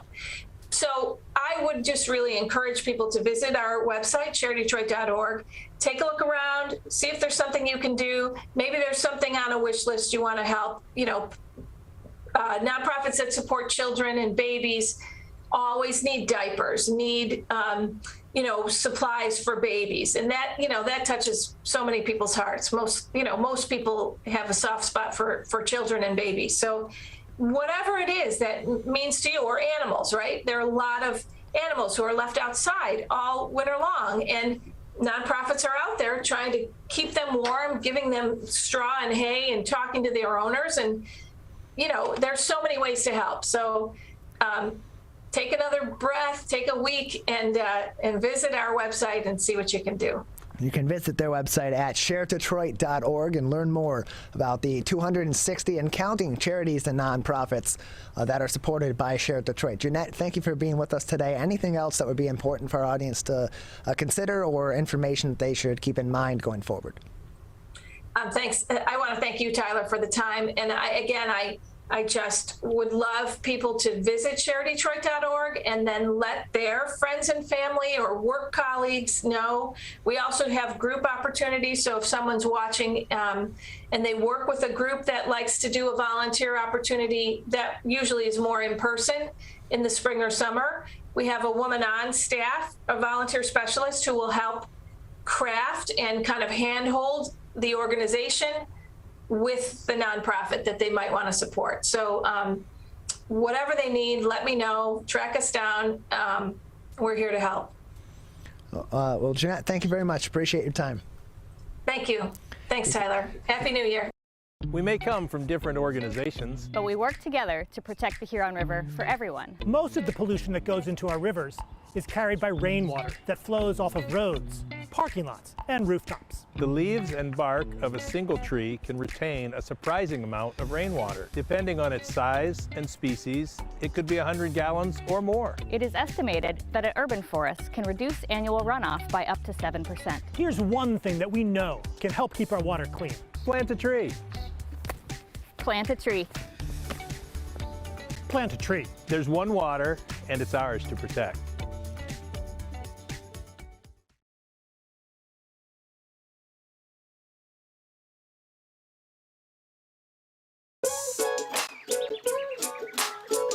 One of the things you can look for in your friends is a change in behavior. These can be big changes, they can be small changes in mood, physical appearance. They may be sleeping less or sleeping more, drinking more, or their eating patterns may be different. One big change that can be pretty obvious is change in motivation. Do they no longer want to play basketball? Do they no longer want to play video games?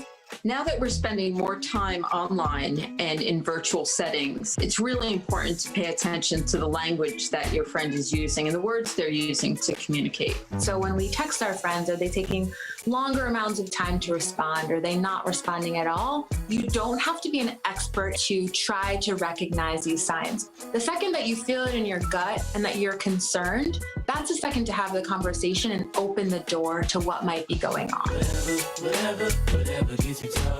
Today, it is easier than ever to join Michigan's Organ Donor Registry and help build a bridge of hope for organ, tissue, and eye donation. Just one person can potentially save or help improve the lives of up to 75 people. By joining, your legacy could be the gift of life. Sign up today at michigan.gov/SOS or at any of the more than 145 Secretary of State self-service stations located across Michigan. Be part of Michigan's Bridge of Hope by adding your name to the Organ Donor Registry. When times get dark, we can't see the help that's all around us. When you don't know where to turn, let 211 be your guiding light.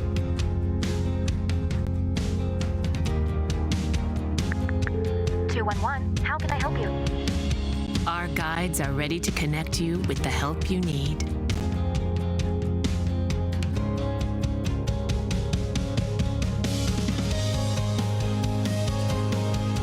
For help with food, healthcare, mental health, and other resources. Call 211 or visit 211.org. 211. Get connected, get help.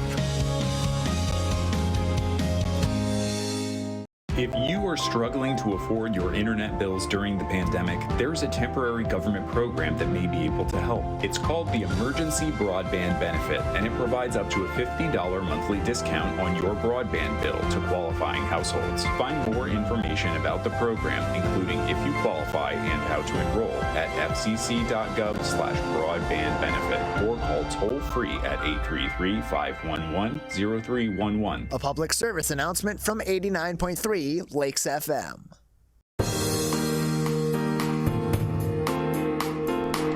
Welcome back to the Megacast. I'm Tyler Keefe here in our studios in West Bloomfield, although we broadcast all throughout the state of Michigan on a number of different outlets. You can find out more information on everywhere that we broadcast live from 10 a.m. to 12 noon, Monday through Friday, as well as live to tape and on demand by visiting civiccentertv.com/Megacast or just going to civiccentertv.com and clicking on our Megacast link.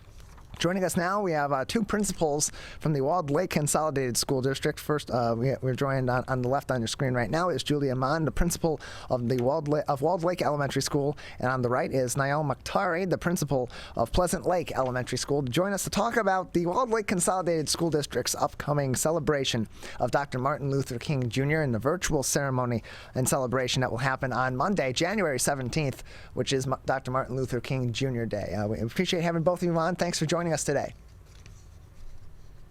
Yep, thank you for having us. Appreciate it. So it's a celebration of Dr. Martin Luther King Jr. Day, and many school districts locally have similar celebrations. I know here in West Bloomfield they have their annual United We Walk, usually the day before. At Walled Lake they have their celebration each year. This year it's going to be virtual. What can people expect from this iteration of the celebration, being that it's going to be virtual in this school year? Let's start with you, Julia. With it being virtual this year, you'll expect to see a lot of the same things. We will have performances from two choirs in the district, one from Keith Elementary and one from Walled Lake Northern High School. We will have a keynote speaker that will talk about our theme that we're better together. That's our theme this year. And also sharing some student projects, the Express Yourself projects, and celebrating and honoring the winners of our Alec Bender Friend of Diversity Award. So a lot of it will look the same as our in-person celebration, that what folks will see on the virtual.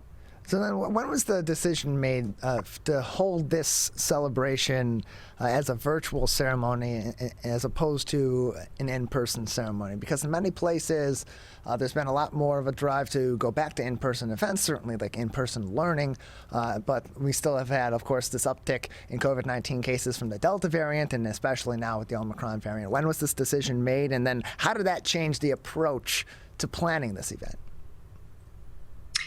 The decision was made just this past Monday, January 3rd. One component of the in-person event that is a huge attraction is a multicultural dinner.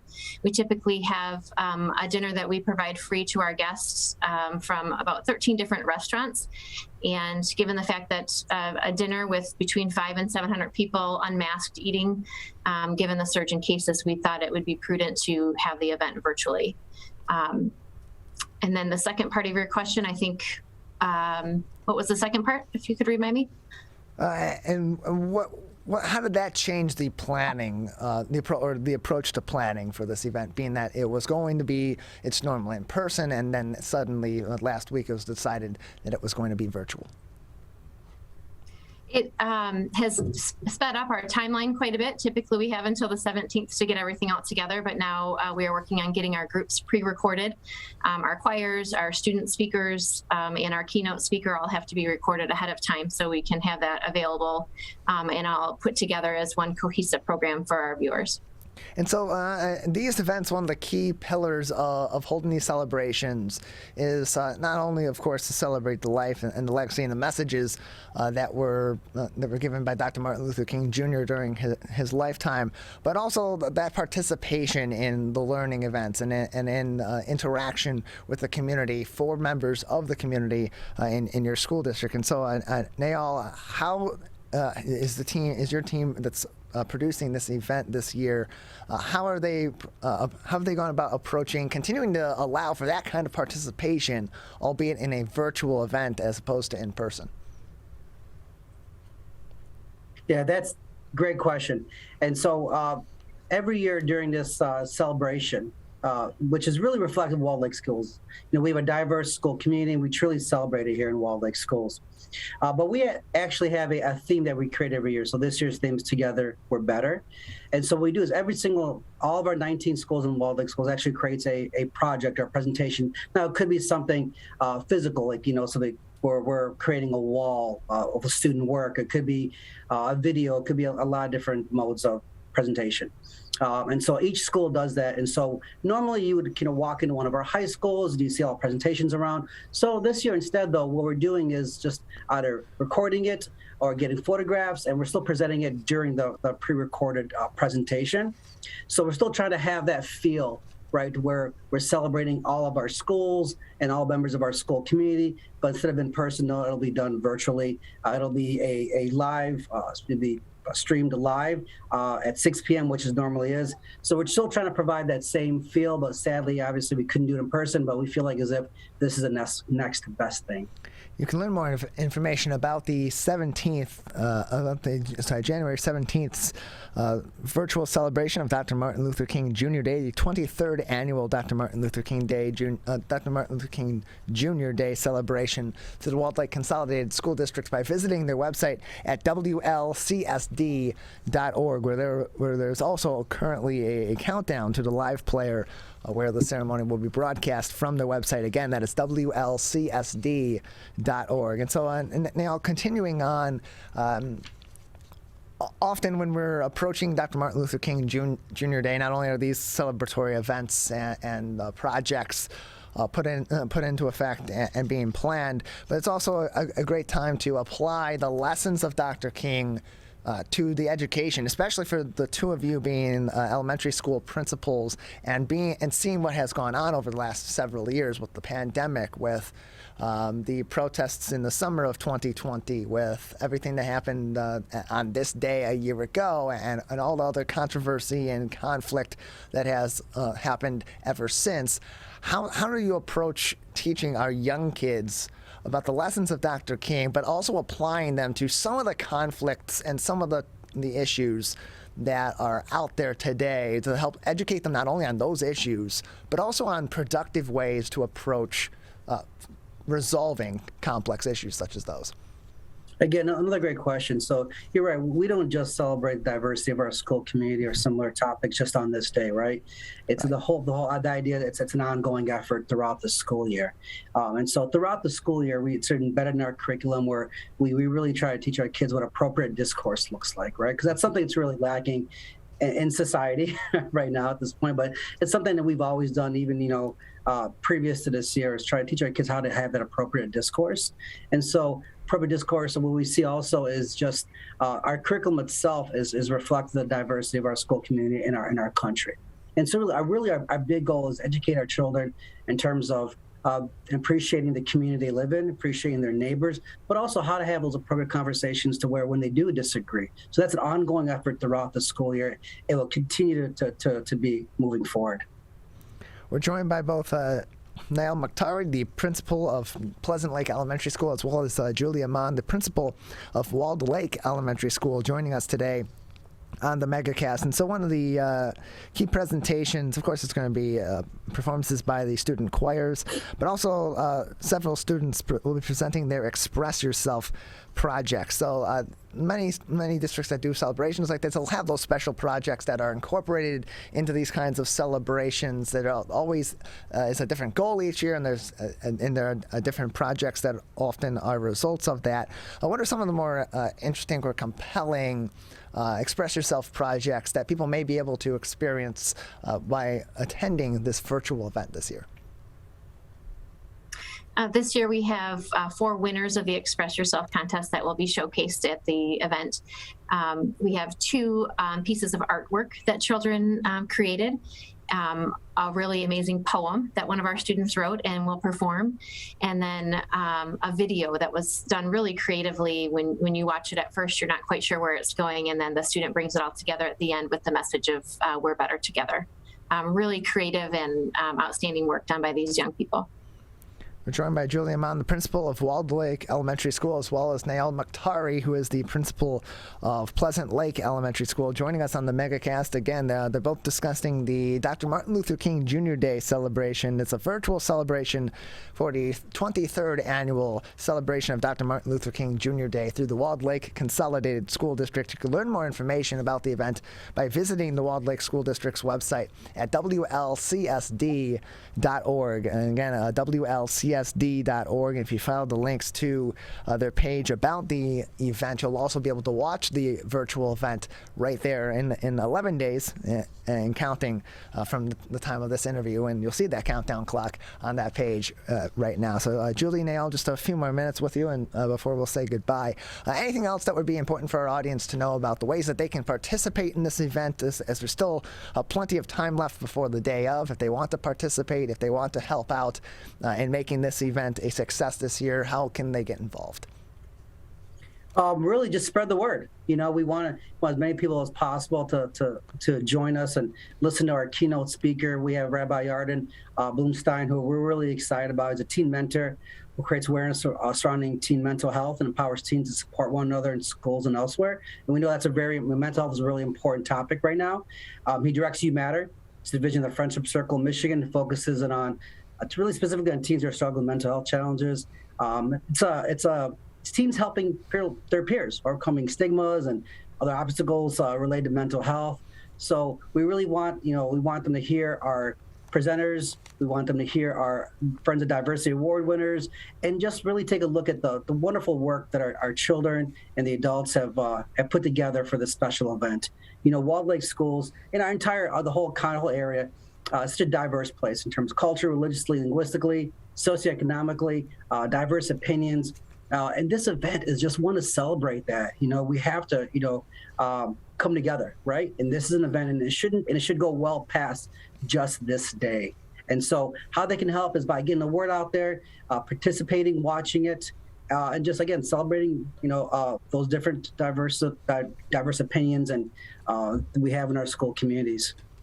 And to add on to what Niall said, I agree, spreading the word so our young people can know why they have that day off of school. What is the purpose? Why? What does it mean? Why is this a day off? I remember the first time I took my children to an event on Martin Luther King Day, it really changed their thinking about that day. And then one more thing that folks could do is to honor Dr. King's legacy of service.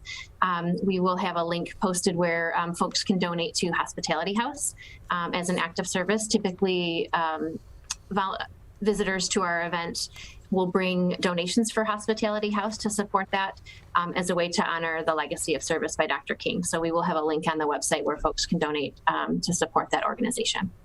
Well, Julie and Nael, we appreciate both of your time, and thank you for joining us, previewing this virtual event again that will happen on Dr. Martin Luther King Jr. Day at 6 o'clock. Thank you very much. Thank you. Thanks for having us. Appreciate it. Again, you can learn more information about the 23rd annual Dr. Martin Luther King Jr. Day celebration through the Walled Lake Consolidated School District by visiting their website at WLCSD.org, where that will also be live streamed on the day of the event. Again, that event is beginning at 6 o'clock p.m. on Monday, January 17th, 2022. That is a week from this coming Monday. So not this coming Monday, but a week from that after January January 17th, 2022, beginning at 6 p.m. WLCSD.org. It will also be broadcast on their social media channels, such as their Facebook page via Facebook Live. That is facebook.com/WLCSD. That is going to do it for today's edition of the Megacast. Just a couple of minutes left in the show, so I want to give a big thank you to everybody that joined us on today's edition of the program. Of course, Julia Mann and Nael Makhtari, principals of the Walled Lake Elementary School and Pleasant Lake Elementary School in the Walled Lake Consolidated School District, respectively. Also, Jeanette Phillips, the executive director of Share Detroit. Diane Reeves, co-founder and executive director of I Heart Dogs Rescue and Animal Haven. Carrie Craywick, a therapist over at Birmingham Maple Clinic. And Michelle Krebs, who is the Director of Automotive Relations for Auto Trader, for joining us on today's edition of the show. If you missed any of our interviews, or you're just tuning in now and have missed our full show, you will be able to see all of those on demand by sometime mid to late afternoon when we post those on our website at civiccentertv.com/megacast. While you're over there, go ahead and click on those many links in our description that will take you to the websites of our partnering television, radio, and web outlets that join us each and every day, live from 10 a.m. to 12 noon, or live to tape throughout the afternoon and evening. And you'll also be able to find everything that you need to know about our show and find all of our past and upcoming shows as well on demand there. You can also go over to our coronavirus page at civiccentertv.com/coronavirus, or by hitting the coronavirus link at the top of our page on civiccentertv.com for more up-to-date information directly from the Centers for Disease Control and Prevention, the Michigan Department of Health and Human Services, and the Oakland County Health Division on COVID-19, as well as our top headlines and stories each and every day making news all across the state of Michigan. Again, that is all at civiccentertv.com/coronavirus, and those links all take you, those links from CDC, the MDHHS, and Oakland County Health Division resources will all take you directly to their COVID-19 web pages, so you don't have to go to their websites and scour through everything yourself. We'll take you right there from our website at civiccentertv.com/coronavirus. Big thank you to our crew, Calvin Brown, our studio producer and our board operator, with me each and every day here in our studios at Green Media Center on the campus of Chico Elementary in West Bloomfield. Our Zoom producer, Jared Clark, at the offices of My Michigan TV in Troy. Larry Nyland, our booking producer as well, getting all of our guests scheduled and helping us prepare for each and every edition of the show. And Maddie Mushkin out at Master Control, helping us get both on and off the air today. That is going to do it for today's edition of the Megacast. We'll return to regular programming, and we'll be back tomorrow at 10 a.m.